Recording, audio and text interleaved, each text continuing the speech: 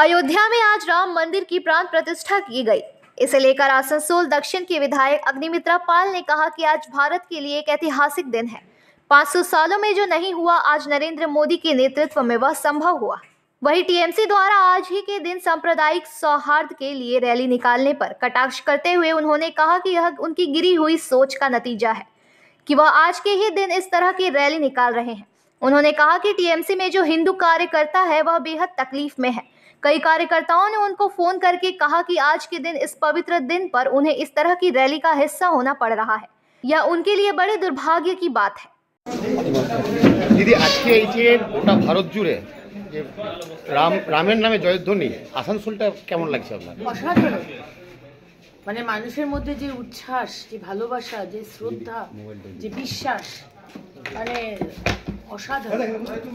মানে গায়ে লোম খাড়া হয়ে যাচ্ছে কথা বলতে বলতে। আর যে তৃণমূলের যে সম্প্রীতি যাত্রা আজকে, কি বলবেন তাই সেভাবে? ছ্যাঁচড়া লোকেদের ছ্যাঁচড়া পার্টির ছ্যাঁচড়াময়ী থাকবে। অনেক বিরোধী আছে, কিন্তু এই ধরনের ছ্যাঁচড়ামো করা, ছোট লোকমি করা, এগুলো খুব মানে খারাপ। তৃণমূলে অনেক নেতাকেও দেখা গেছে যে মিছিলে মানে রাম নাম করতে। তৃণমূলের কার্যকর্তারা, কর্মীরা খুব মানে কষ্টে রয়েছে।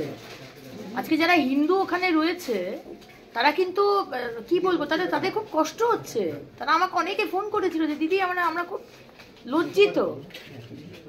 আজকে যে মানে 500 বছরে যেটা হয়নি মোদিজি করে দেখালেন, আর আমরা সেখানে একটা ঝান্ডা লাগাতে পারছি না, আমাদের সম্প্রীতি যাত্রা করতে বাধ্য করা হচ্ছে।